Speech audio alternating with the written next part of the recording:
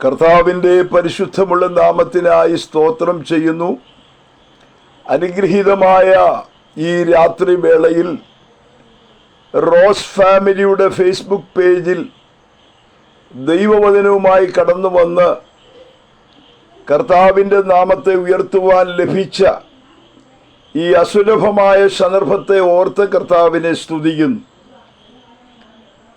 പ്രത്യേകാൽ ഈ ശുശ്രൂഷയ്ക്ക് എനിക്ക് അവസരം നൽകിയ റോസ് ഫാമിലിയുടെ ചീഫ് അഡ്മിനായിരിക്കുന്ന റോസലിം സിസ്റ്റർ, കുടുംബം, മറ്റ് അഡ്മിൻസ്, അവർക്കെല്ലാവർക്കും ക്രിസ്തുയേശുവിൻ നാമത്തിൽ ഞാൻ പ്രത്യേകാൽ വന്ദനം പറയുന്നു. മാത്രമല്ല, എന്നെ ശ്രദ്ധിക്കുന്ന എല്ലാ പ്രിയപ്പെട്ടവർക്കും ക്രിസ്തുയേശുവിൻ നാമത്തിൽ വന്ദനം അറിയിച്ചുകൊണ്ട് ദൈവവചന ശുശ്രൂഷയിലേക്ക് പ്രവേശിപ്പാൻ താല്പര്യപ്പെടുകയാണ്. ഇന്നിൻ്റെ ലോകത്ത് നടക്കുന്ന സംഭവങ്ങളും സംഭവ വികാസങ്ങളും നമ്മെ വളരെ ഞെട്ടിക്കുന്നതാണ്. വേദനിപ്പിക്കുന്ന ഒരുപിടി വിഷയങ്ങളാണ് നമ്മുടെ കൺമുൻപിൽ കണ്ടുകൊണ്ടിരിക്കുന്നത്. വളരെ പ്രതീക്ഷയോടെ കഴിഞ്ഞ ദിവസങ്ങളിൽ യാത്ര ചെയ്ത നമ്മുടെ പ്രിയപ്പെട്ടവർ, അവർക്ക് വന്നു ചേർന്ന ആകസ്മികമായ വലിയ ദുരന്തം നമ്മയെല്ലാം വേദനിപ്പിക്കുന്നതാണ്. ആ നിലകളിൽ വലിയ സംഭവങ്ങൾ, മരണങ്ങൾ, ദുഃഖങ്ങൾ, വേദനകൾ നമ്മുടെ കണ്ണിൻ്റെ മുൻപിൽ അനുദിനം നാം കണ്ടുകൊണ്ടിരിക്കുക. അതിനിടയിലാണ് പ്രളയം, അതിനിടയിലാണ് മാരകരമായ രോഗങ്ങൾ എന്ന് വേണ്ട പല നിലകളിലുള്ള പ്രതിസന്ധിയിലൂടെയാണ് മനുഷ്യൻ ഇന്ന് കടന്നുപോയിക്കൊണ്ടിരിക്കുന്നത്. ഒരു സമയത്ത് മനുഷ്യൻ പറഞ്ഞു, ശാസ്ത്രം ജയിച്ചു, മനുഷ്യനും ദൈവവും ഒക്കെ തോറ്റു എന്നൊക്കെ പറഞ്ഞ ഒരു സന്ദർഭമുണ്ട്. ദൈവത്തെ പുച്ഛിച്ചു പറഞ്ഞ ഒരു സന്ദർഭം ഞാൻ ഓർക്കുന്നുണ്ട്.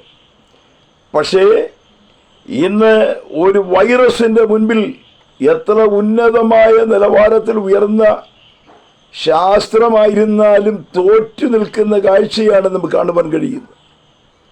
അടുത്ത കാലത്ത് ഞാനൊരു പത്രക്കുറിപ്പിൽ വായിച്ചത്, ഇന്നും മറുമരുന്ന് കണ്ടെത്തുവാൻ കഴിയാത്ത നൂറുകണക്കിന് രോഗങ്ങൾ മനുഷ്യന്റെ മുമ്പിൽ ഭീതിജനകമായി നിലനിൽക്കുക.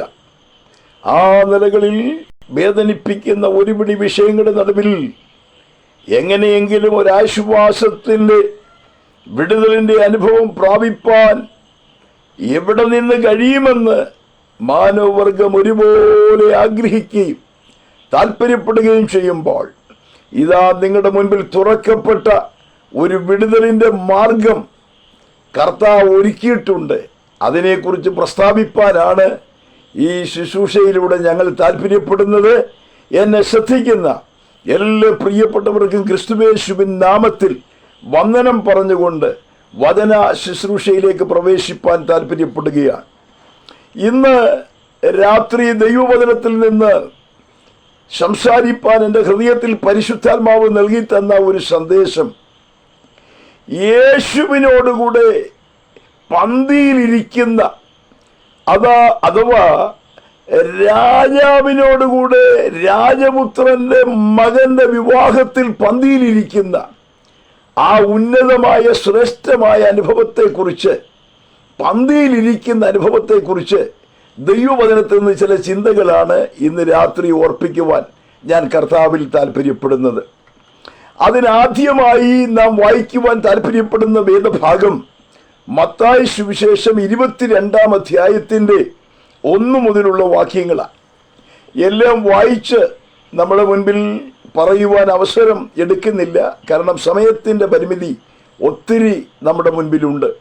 അതുകൊണ്ട് തന്നെ നമുക്ക് ആ ഭാഗത്ത് കാണുവാൻ കഴിയുന്ന ചിന്ത, സ്വർഗരാജ്യം തൻ്റെ പുത്രന് വേണ്ടി കല്യാണ സദ്യ കഴിച്ച ഒരു രാജാവിനോട് സദൃശം. അങ്ങനെ പറഞ്ഞ ആ അധ്യായം തുടങ്ങുന്നത്. താഴോട്ട് വരുമ്പോൾ അനേകരെ ക്ഷണിക്കുകയുണ്ടായി. എന്തിനാ?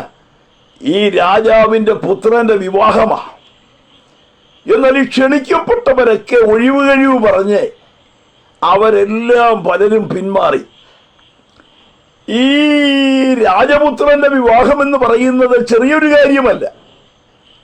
അതിൻ്റെതായിരിക്കുന്ന നിലകളിൽ കല്യാണശാലയും ഒരുക്കങ്ങളും രാജകീയ പ്രൗഢിയും അതിൻ്റെ നിലയിലാണ് ഈ കാര്യങ്ങളൊക്കെ ക്രമീകരിക്കപ്പെട്ടിരിക്കുന്നത്. അതുകൊണ്ട് തന്നെ ക്ഷണിക്കപ്പെട്ട ആളുകൾ പലരും യോഗ്യരല്ലാതെ വന്നപ്പോൾ ഈ രാജാവ് പറഞ്ഞു, ഒരു കാര്യം ചെയ്യേ, വഴിയരികിലും വീതികളിലുമൊക്കെ നിൽക്കുന്ന ആളുകളെ ക്ഷണിക്ക്. നോക്കണേ, രാജപുത്രന്റെ വിവാഹത്തിന് ഇപ്പോൾ ആളുകളെ ക്ഷണിക്കുക. എവിടുന്നാ? വഴിയരികിൽ, വീതികളിൽ മെനക്കെട്ട് നിൽക്കുന്നവരെ ഒക്കെ വിളിക്കുക. വന്നാട്ടെ വന്നാട്ടെ, നിങ്ങൾക്ക് വേണ്ടി ഇതാ ഒരു വലിയ രാജപുത്രന്റെ സത്യം ഒരുക്കപ്പെട്ടിരിക്കുക, നിങ്ങൾക്കും ഒരു ചാൻസ്, വേഗം വന്നാട്ടെ എന്ന് പറഞ്ഞ് വീതികളിൽ നിൽക്കുന്നവരെയും വഴിയരികിൽ നിൽക്കുന്നവരെയും ഒക്കെ ക്ഷണിക്കുക. അങ്ങനെ എല്ലാ ആളുകളും ഈ രാജപുത്രന്റെ കല്യാണത്തിന് വരുന്നു. വിശദീകരണത്തിലേക്ക് പോകുന്നില്ല. കല്യാണത്തിലേക്ക് വന്ന് ഈ വിവാഹത്തിന്റെ ആർഭാടവും ഇതിന്റെ പ്രവൃത്തിയും ഒക്കെ കണ്ടപ്പോൾ അവർക്ക് മനസ്സിലായി, അങ്ങോട്ട് അകത്തോട്ട് കയറണ ഇച്ചിരി പാടാ. കാരണം ഇത് രാജപുത്രന്റെ കല്യാണമാണ്. അവരെല്ലാം കൂടെ ആകെ നിന്ന് വല്ലാത്തൊരു അന്തരീക്ഷത്തിൽ ആ കല്യാണശാലയുടെ പുറത്ത് നിൽക്കുമ്പോൾ ഒരാൾ വന്ന് വിളിച്ചു, വന്നാട്ടെ, ഇവിടെ ഒരു കല്യാണ വസ്ത്രമുണ്ട്, ആ കല്യാണ വസ്ത്രം ധരിച്ചാട്ടെ. ആ കല്യാണ വസ്ത്രം ധരിച്ചു കഴിഞ്ഞാൽ നിങ്ങൾക്ക് അകത്തോട്ട് എളുപ്പം പ്രവേശിക്കുവാനായിട്ട് കഴിയും. ഏതായാലും വേണ്ടുമില്ല, ഇവരെല്ലാം കൂടെ അദ്ദേഹത്തിന്റെ വാക്ക് കേട്ട് കല്യാണ വസ്ത്രം വാങ്ങി ധരിച്ച് ഈ രാജപുത്രന്റെ കല്യാണ ആ സദ്യയിലേക്ക് പ്രവേശിക്കുക. എന്നാൽ ഒരുവനെ കുറിച്ച് നാം ഇങ്ങനെ വായിക്കുന്നു, അവൻ ഇങ്ങോട്ട് വന്ന വഴി നേരിട്ട് ആ വിരുന്നുശാലയിലേക്ക് കയറി ചെന്നിട്ട് ആ വിരുന്നുശാലയിൽ ഇരുന്ന് ആഹാരം കഴിക്കുവാനുള്ള ക്രമീകരണത്തിലായി.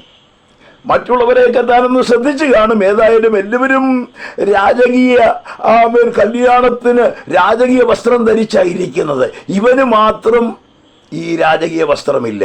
പെട്ടെന്ന് രാജാവ്, നമുക്കറിയാം, ഈ സദ്യ ഒന്ന് സന്ദർശിക്കുവാൻ അതുവഴി വന്നപ്പോൾ ഇതാ അവൻ രാജകീയ പദവി അനുസരിച്ച് നടത്തുന്ന ഈ വിരുന്നിൽ രാജാവ് കൊടുത്ത വസ്ത്രം ധരിക്കാത്ത ഒരുവൻ എന്ത് ചെയ്യുന്നു?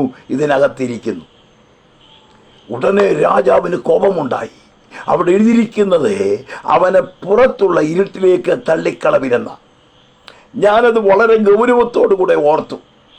രാജകീയ വിവാഹം അവിടെ നടക്കുന്നത്, അതിൻ്റെ പ്രൗഢിത്വം മനസ്സിലാക്കി ഇതിനകത്തേക്ക് പ്രവേശിക്കുന്നതിന് മുമ്പ് രാജാവ് ഒരുക്കുന്ന രാജകീയ വസ്ത്രം ധരിച്ചെങ്കിലേ നിനക്ക് ഇതിനകത്ത് പ്രവേശിക്കാൻ